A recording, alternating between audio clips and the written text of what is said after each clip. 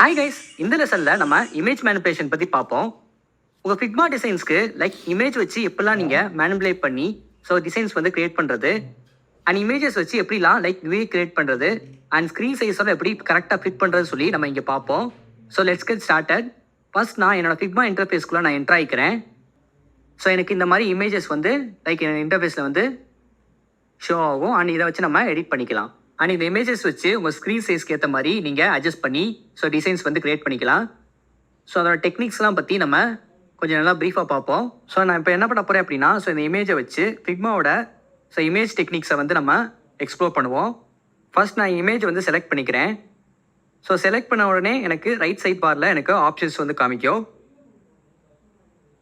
Select பண்ணிட்டேன். Right side பாரில் எனக்கு சில ஆப்ஷன்ஸ் காமிக்குது. அதில் ஃபில் ஆப்ஷனில் நான் செலக்ட் பண்ண இமேஜ் ஷோ ஆகும். அங்கே அது பக்கத்தில் 100% சொல்லிட்டு என்னோட ஒபேக்னஸ் இருக்கும். இதை நீங்கள் அட்ஜஸ்ட் பண்ணிக்கலாம். நான் இப்போ 100லேருந்து 50 வச்சேன் அப்படின்னா என்னோட டிரான்ஸ்பரன்சி லெவல் 50க்கு சேஞ்ச் ஆகிடும். இந்த மாதிரி ஒரு டிம் ஷேடடாக என்னோட இமேஜஸ் ஷோ ஆகும். அண்ட் இதை வச்சு நம்ம ஒரு பேக்ரவுண்ட் இமேஜ்னாலும் நம்ம இதை யூஸ் பண்ணிக்கலாம். அதுக்கு ஒரு எக்ஸாம்பிள் பார்த்துருவோமா? இப்போ நான் ஒரு ஃப்ரேம் க்ரியேட் பண்ணிக்கிறேன். ஃப்ரேம் க்ரியேட் பண்ணி இந்த இமேஜை அதை ரீப்ளேஸ் பண்ணுறேன். ஃப்ரேம் க்ரியேட் பண்ணுறதுக்கு ஆல்ரெடி உங்களுக்கு தெரியும். ஒரு ஃப்ரேம் க்ரியேட் பண்ணி ஆனால் என்னோடய இமேஜை இதில் ப்ளேஸ் பண்ணிக்கிறேன். கரெக்டாக அந்த ஸ்க்ரீன் சைஸ்க்கு ஃபிட் ஆகிற மாதிரி அட்ஜஸ்ட் பண்ணி நான் ஃபிட் பண்ணிக்கிறேன். ஓகே, இப்போ ஸ்க்ரீன் சைஸ் தகுந்த மாதிரி ஃபிட் பண்ணியாச்சு. இப்போ என்னோடய ஒபேக்னஸை நான் 50லேருந்து நான் 100 சேஞ்ச் பண்ணிடுறேன். இதுதான் ஸ்க்ரீனில் இருக்கக்கூடிய என்னோடய இமேஜ். இதில் ஒரு டெக்ஸ்ட் நான் எழுதிக்கிறேன். அலோ தேர்ன்னு சொல்லிட்டு ஒரு டெக்ஸ்ட் எழுதிக்கிறேன். டெக்ஸ்ட்டோட ஃபாண்ட் சைஸை கொஞ்சம் லைட்டாக நான் இன்க்ரீஸ் பண்ணிக்கிறேன். லெட்ஸ் 64ல் வச்சுக்குவோம். 64 டெக்ஸ்ட்டை நான் வச்சுக்கிட்டேன். அண்ட் இதை நான் சென்டரில் ப்ளேஸ் பண்ணிக்கிட்டேன். இப்போ என்னோடய டெக்ஸ்ட் இமேஜோட மெர்ஜ் ஆகலை. நீங்கள் பார்த்தீங்கன்னா தெரியும். எனக்கு விசிபிளாக இல்லை. என்னோட டெக்ஸ்ட் மோர் விசிபிளாக இல்லை.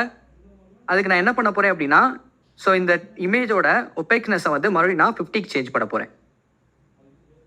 50 அப்படின்னு சொல்லி வச்சேன் அப்படின்னா எனக்கு இந்த மாதிரி ரெப்ரசன்ட் ஆகும். அண்ட் இன்னுமே ஒரு ஒயிட் கலர் ஷேடு பின்னாடி இருக்குது. இது எதனால் பார்த்தீங்கன்னா, ஃப்ரேமோட ஒயிட் கலர் தான் ஷோ ஆகுது. அதை நம்ம லைட்டாக டார்க் ஆகிக்குவோம். டார்க் ஆக்கிறதுக்கு ஃபில் ஆப்ஷனில் போயிட்டு லைட் டார்க்காக நான் என்னோட கலர் ஆப்ஷன் வச்சுக்கிறேன். அண்ட் வச்சுக்கிட்டேன் அப்படின்னா இப்போ என்னோட டெக்ஸ்ட் நல்லா விசிபிளாக இருக்குது. எப்படி விசிபிளாக இருக்குது அப்படின்னா, இப்போ என்னோட பேக்ரவுண்ட் இமேஜை நான் 50% நான் சேஞ்ச் பண்ணிக்கிட்டேன் ஒபேக்னஸ். டிரான்ஸ்பரன்சி ஃப்ரேமோட அட்ஜஸ்ட் ஆயிடுச்சு. அண்ட் ஃப்ரேமோட கலரையும் நான் லைட்டாக டார்க்காக சேஞ்ச் பண்ணிக்கிட்டேன்.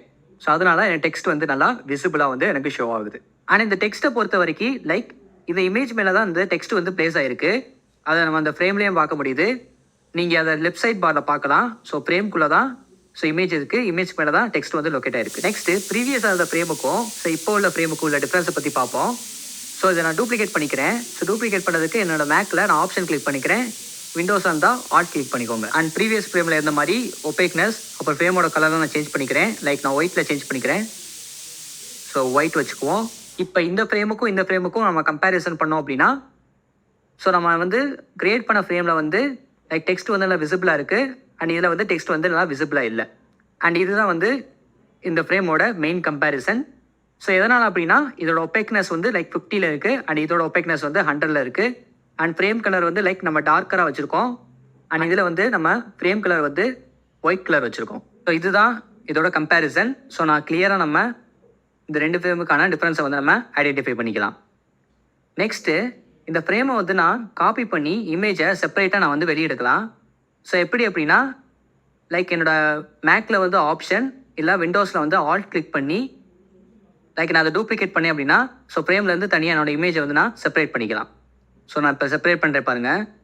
என்னோட மேக்கில் ஆப்ஷன் கிளிக் பண்ணி என்னோட இமேஜை நான் இப்படி செப்பரேட் பண்ணிட்டேன். இப்போதைக்கு இந்த இமேஜை நம்ம ஒபேக்னஸ் 50லேருந்து 100 சேஞ்ச் பண்ணிக்குவோம். நெக்ஸ்ட்டு இந்த இமேஜை எடிட் பண்ணுறதுக்குனே சில ஆப்ஷன்ஸ் கொடுத்துருக்காங்க. ரைட் சைட் பாரில் அந்த கார்னரில் நிறைய ஆப்ஷன்ஸ் இருக்குது. இந்த ஆப்ஷன்ஸ்லாம் பற்றி ஒன்று ஒன்று நம்ம எக்ஸ்ப்ளோர் பண்ணுவோம். ஃபஸ்ட்டு இந்த ஐ ஆப்ஷன். இந்த ஐ ஆப்ஷன்றது ஒன்றும் இல்லை, இது ஒரு ஹைட் ஆப்ஷன்.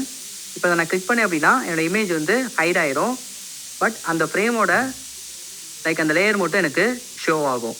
ஸோ மறுபடியும் அந்த ஹைட் ஐக்கானை நான் வந்து கிளிக் பண்ணேன் அப்படின்னா மறுபடியும் இமேஜ் வந்து எனக்கு ரீஅப்பியர் ஆயிரும்.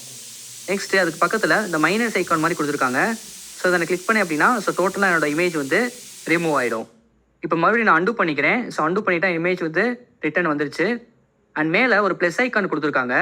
லைக் இந்த மைனஸ் ஐக்கான் மேலே வந்து ஒரு ப்ளஸ் ஐக்கான் கொடுத்துருக்காங்க. அதை கிளிக் பண்ணேன் அப்படின்னா ஸோ என் இமேஜுக்கு வந்து நான் ஓவர்லேஸ் வந்து ஆட் பண்ணிக்கலாம். அண்ட் இந்த ஓவர்லேயோட டிரான்ஸ்பரன்சி நான் சேஞ்ச் பண்ணிக்கலாம். ஸோ அதுக்கும் ஆப்ஷன் கொடுத்துருக்காங்க. லைக் 20லேருந்து நான் இப்போ 50 சேஞ்ச் பண்ணிக்கிறேன். ஸோ 50 சேஞ்ச் பண்ணேன் அப்படின்னா எனக்கு இமேஜுக்கு வந்து என்ன ஓவர்லே வந்து செட் ஆகிடும். இப்போது இந்த இமேஜுக்கு மேலே நம்ம ஓவர்லேஸ் வந்து பார்க்க முடியுது. அண்ட் இதை நீங்கள் இமேஜ் கீழே வந்து ரெப்ரசன்ட் பண்ணலாம். ஸோ எப்படி ரெப்ரசன்ட் பண்ணலாம் அப்படின்னா லைக் இந்த ஓவர்லேயை வந்து லைக் கிளிக் பண்ணி நான் இமேஜ் கீழே ட்ராக் பண்ணிட்டேன் அப்படின்னா ஸோ ஓவர்லே வந்து இமேஜ் கீழே வந்து ரெப்ரசன்ட் ஆயிடும். அண்ட் இந்த ஓவர்லேயை நம்ம கீழே வச்சு செக் பண்ணுவோம். லைக் கீழே ட்ராப் பண்ணி செக் பண்ணலாம். அதுக்கு நான் என்ன பண்ண போகிறேன் அப்படின்னா ஸோ கிளிக் பண்ணி இமேஜ் கீழே ட்ராப் பண்ணிட்டேன். ஸோ ட்ராப் பண்ணி அப்படின்னா என்னோட இமேஜ் வந்து இப்படி தான் ரெப்ரசன்ட் ஆகும். லைக் நம்ம பார்க்க முடியுது. ஆல்ரெடி நம்ம இமேஜ்க்கு வந்து 100% வந்து ஒப்பேக்னஸ் இருக்கனால நம்ம அந்த ஓவர்லே வந்து அவ்வளவோ பார்க்க முடியாது. லைக் நீங்கள் இமேஜ் கீழே வந்து அந்த ஓவர்லே செட் பண்ணீங்கன்னா. அண்ட் இப்போதைக்கு அந்த ஓவர்லே வந்து நமக்கு தேவைப்படாது. ஸோ அதை நான் டெலீட் பண்ணிக்கிறேன். ஸோ இப்போதைக்கு நம்ம இமேஜஸ் வந்து ஃபோக்கஸ் பண்ணுவோம். அண்ட் இந்த ஸ்டைல் ஆப்ஷன் கொடுத்துருக்காங்க. ஸோ ஸ்டைல் ஆப்ஷன் வந்து ஒரு அட்வான்ஸான கான்செப்ட். ஸோ அதை பற்றி நம்ம லேட்டராக பார்ப்போம். ஸோ ஃபஸ்ட் நம்ம இமேஜுக்கே ஃபோக்கஸ் பண்ணுவோம். ஸோ அப்போ நான் கிளிக் பண்ணேன் அப்படின்னா எனக்கு செவரல் ஆப்ஷன்ஸ் வந்து ஷோ ஆகும். லைக் நான் இந்த இமேஜை நான் கிளிக் பண்ணுறேன். ஸோ இந்த மாதிரி ஆப்ஷன்ஸ் வந்து எனக்கு நிறைய ஷோ ஆகும். அண்ட் மேலே இமேஜஸை அட்ஜஸ்ட் பண்ணுறதுக்கான ஆப்ஷன்ஸ் வந்து எனக்கு ட்ராப் டவுன் மெனுவில் கொடுத்துருக்காங்க. ஸோ இந்த மாதிரி ட்ராப் டவுன் மெனுவில் அதற்கான ஆப்ஷன்ஸ் வந்து இருக்குது. லைக் ஃபில், அப்புறம் வந்து ஃபிட், அப்புறம் க்ராப். ஸோ இந்த மாதிரி வந்து எனக்கு ஆப்ஷன்ஸ் வந்து கொடுத்துருக்காங்க. இப்போ என்னோடய இமேஜை வந்து நான் ஃபில் ஆப்ஷனில் வந்து சூஸ் பண்ணியிருக்கேன். ஆனால் இப்போ நான் என்னோடய பாக்ஸை வந்து அட்ஜஸ்ட் பண்ணேன் அப்படின்னா ஸோ அந்த பாக்ஸ்க்குள்ளேயே வந்து எனக்கு இமேஜஸ் வந்து லைக் ரெப்ரசன்ட் ஆகும். ஸோ பாக்ஸோட ஒட்டியே வந்து என்னோடய இமேஜஸ் வந்து ரெப்ரசன்ட் ஆகும். ஸோ எந்த மாதிரி நான் அட்ஜஸ்ட் பண்ணாலுமே லைக் பாக்ஸை விட்டு அவுட் சைடு வந்து நேவிகேட் ஆகாது. ஸோ பாக்ஸ் இருந்த மாதிரி இமேஜஸ் வந்து அட்ஜஸ்ட் ஆகுது. இதுவே நான் ஃபில் ஆப்ஷன்லேருந்து இப்போ ஃபிட் ஆப்ஷனுக்கு வந்து நான் சூஸ் பண்ணிக்கிறேன். ஸோ என்னோடய இமேஜை வந்து நான் ஃபிட் ஆப்ஷனுக்கு சூஸ் பண்ணிக்கிறேன். ஸோ சூஸ் பண்ணேன் அப்படின்னா லைக் பாக்ஸ்க்கு இன்சைடு வந்து என்னோடய இமேஜ் வந்து ரெப்ரசென்ட் ஆகும். ஸோ இந்த மாதிரி ரெப்ரசென்ட் ஆகும். அண்ட் சைடில் வந்து 2 கேப் இருக்கிறத நம்ம பார்க்க முடியுது. அண்ட் என்ன தான் நான் வந்து லைக் இந்த பாக்ஸ் அட்ஜஸ்ட் பண்ணாலுமே அந்த கேப் வந்து சேஞ்ச் ஆகாது. ஸோ அந்த கேப் வந்து அப்படியே தான் இருக்கும். ஸோ இமேஜோட அட்ஜஸ்ட்மெண்ட்டும் அப்படியே தான் இருக்கும். ஸோ இப்போ நான் ட்ராக் பண்ணுறேன் பாருங்கள். லைக் அந்த பாக்ஸோட சைஸை வந்து நான் டிஃப்ரெண்ட் நேவிகேஷனுக்கு நான் சேஞ்ச் பண்ணுறேன். ஸோ அப்படியே தான் இருக்குது. லைக் அந்த கேப் வந்து மேலேயும் நம்மளுக்கு ரெப்ரசென்ட் ஆகுது. ஸோ எந்த ஒரு சேஞ்சஸும் இல்லை. ஸோ இதுதான் வந்து லைக் ஃபிட் அட்ஜஸ்ட்மெண்ட். அண்ட் இது வந்து fill adjustment. So fill adjustment வந்து பாக்ஸோட ஒட்டி வரும்.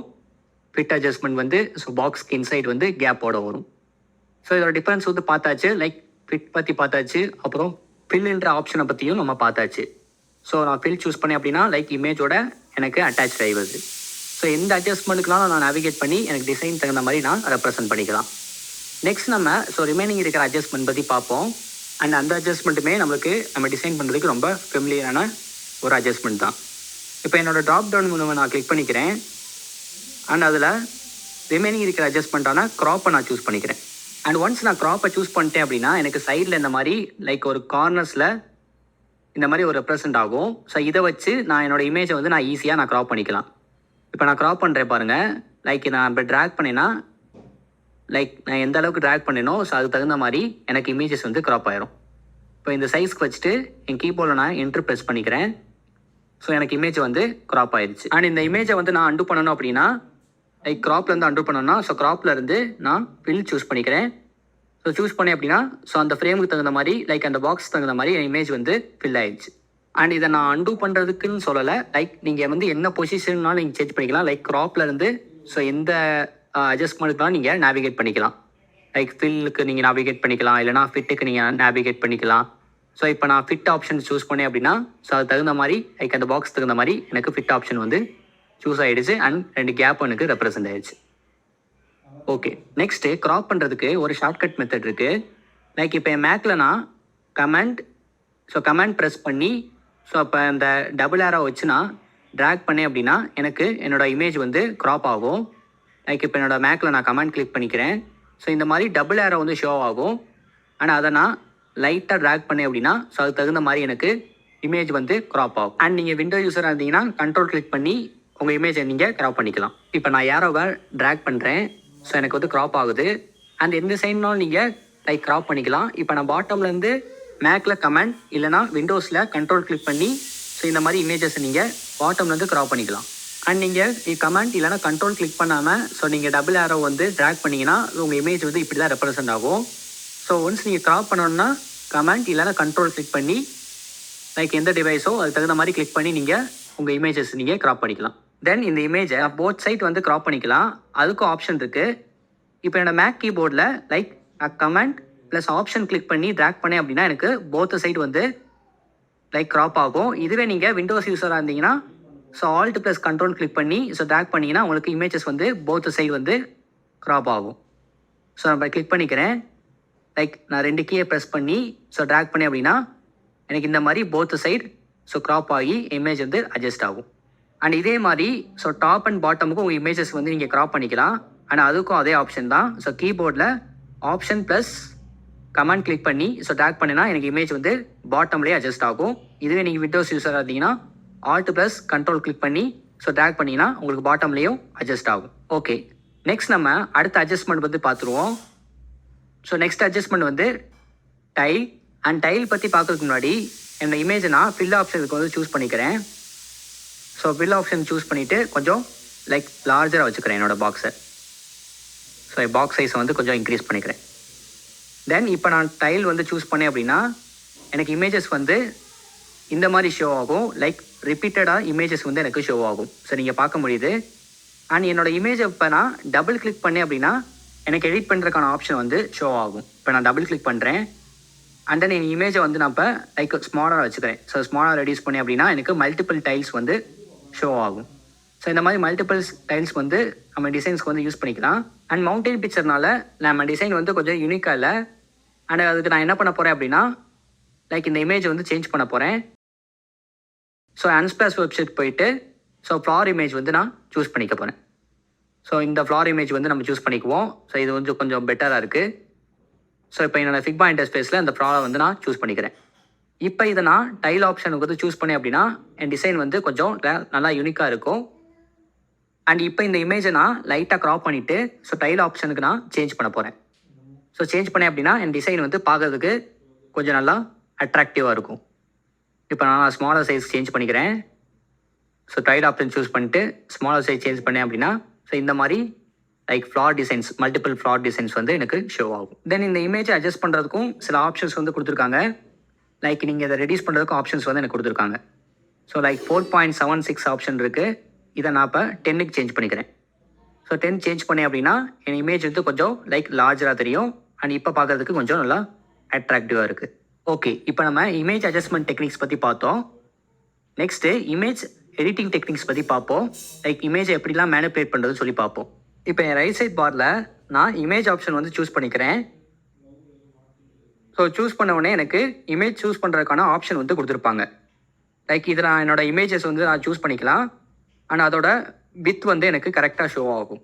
லைக் என்ன வித் இருக்கோ ஸோ இங்கே என்ன வித் இருக்கோ அதே வித்து தான் லைக் இந்த இமேஜ் சூஸ் பண்ணுறதுக்கான ஆப்ஷனில் எனக்கு ஷோ ஆகும். கீழே சில எடிட்டிங் டெக்னிக்ஸ் வந்து கொடுத்துருக்காங்க. ஆனால் அதை பற்றி ஒன்று ஒன்றா நம்ம எக்ஸ்ப்ளோர் பண்ணுவோம். ஸோ ஃபஸ்ட் எடிட்டிங் டெக்னிக்ஸ் வந்து எக்ஸ்போஷர். ஸோ எக்ஸ்போஷர்ன்றது உங்கள் இமேஜுக்கு வந்து லைட்னிங் கொடுக்குற ஒரு டெக்னிக்ஸ். ஸோ இப்போ நான் ட்ராக் பண்ணேன் அப்படின்னா ஸோ அது தகுந்த மாதிரி எனக்கு கலர் வந்து அட்ஜஸ்ட் ஆகும். லைக் கலர் வந்து எனக்கு லைட்டராக அண்ட் டார்க்கராக வந்து எனக்கு ஷோ ஆகும். இப்போ நான் ஃபார்வர்ட் ட்ராக் பண்ணேன் அப்படின்னா என்னோடய இமேஜ் வந்து எக்ஸ்போஷர் வந்து எனக்கு நல்லா ஷோ ஆகுது. லைக் டார்க்கர் ஆகுது லைட்னிங். அண்ட் இதுவே நான் நார்மலுக்கு வச்சேன் அப்படின்னா என் இமேஜ் வந்து நார்மல் எக்ஸ்போஷருக்கு மூவ் ஆகிடுது. நெக்ஸ்ட் நம்ம பார்க்க போகிறது கான்ட்ராஸ்ட். ஸோ கான்ட்ராஸ்ட் பொறுத்த வரைக்கும் லைக் நான் ட்ராக் பண்ணினா ஸோ அந்த ஸ்னோவுக்கும் லைக் அந்த கீழே இருக்கிற டார்க்கர் பார்ட்டுக்கும் உங்களுக்கு வித்தியாசம் தெரியுது. தென் இதுவே வந்து நான் பேக்வர்ட் மூவ் பண்ணேன் அப்படின்னா ஸோ உங்களுக்கு டிஃப்ரென்ஸ் வந்து தெரியுது. லைக் அந்த டார்க்கர் பார்ட்டுக்கும் அந்த ஸ்னோவுக்குள்ள டிஃப்ரென்ஸ் வந்து உங்களுக்கு மேஜராகவே தெரியுது. அண்ட் நெக்ஸ்ட் வந்து சேச்சுரேஷன். ஸோ சேச்சுரேஷன் ரெடியூஸ் பண்ணி அப்படின்னா எனக்கு இமேஜ் வந்து பிளாக் அண்ட் ஒயிட்டில் ரெப்ரசென்ட் ஆகும். ஸோ எந்த வித எடிட்டிங் டூல் இல்லாமல் உங்கள் இமேஜை நீங்கள் பிளாக் அண்ட் ஒயிட்டுக்கு சேஞ்ச் பண்ணிக்கலாம். ஸோ இதை நீங்கள் லைக் உங்கள் யூஏல நீங்கள் யூஸ் பண்ணிக்கலாம். ஸோ இதுதான் வந்து சேச்சுரேஷன். ஸோ இப்போதைக்கு நான் நார்மல் வச்சுக்கிறேன். Then next techniques temperature. So temperature reduce பண்ணினா எனக்கு லைக் கூலிங் என்னோட இமேஜ் இருக்கும். இதுவே நான் வந்து இன்க்ரீஸ் பண்ணினா லைக் எனக்கு வந்து ஹாட்டராக எனக்கு இமேஜ் வந்து ஷோ ஆகும். ஸோ இதுதான் வந்து டெம்பரேச்சரோட டிஃப்ரென்ஸ். ஸோ நெக்ஸ்ட் டெக்னிக்ஸ் வந்து லைக் டிண்ட். ஸோ டிண்ட்டுங்கிறது கலர் ஆப்ஷன் சேஞ்ச் பண்ணுறது. ஸோ மைல்டு கலர்ஸ்லாம் நீங்கள் சேஞ்ச் பண்ணிக்கலாம். ஸோ ட்ராக் அண்ட் ட்ராப் பண்ணி ஸோ அதுக்கான கலர்ஸ் வந்து நீங்கள் சேஞ்ச் பண்ணிக்கலாம்.